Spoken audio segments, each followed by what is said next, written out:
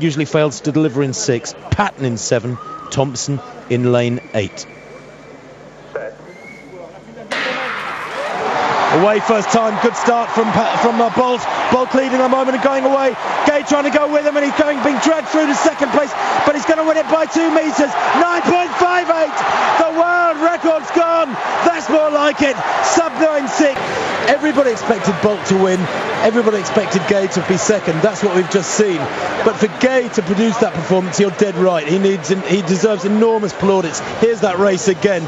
Bolt was away and gone by 60 metres. Massive stride, big man. Gay battling all the way to the line. Eases up a little bit, actually, doesn't even bother to dip. Metre and a half behind him back to Powell. But goodness me, pound for pound, let's be fair, pound for pound, Gay is the better athlete, but I'm afraid it's not measured like that. And Powell has run his best race ever in a global championship final, in any sort of final, frankly. He was expected to win 2 years ago, and he blew it, really, finishing third in Osaka. He's got a bronze medal here, but this is a very honourable bronze for Powell, whose mental approach to this final was clearly very different. He allowed himself 0.5. It's almost intergalactic, it really is. It's a superb running from Usain Bolt.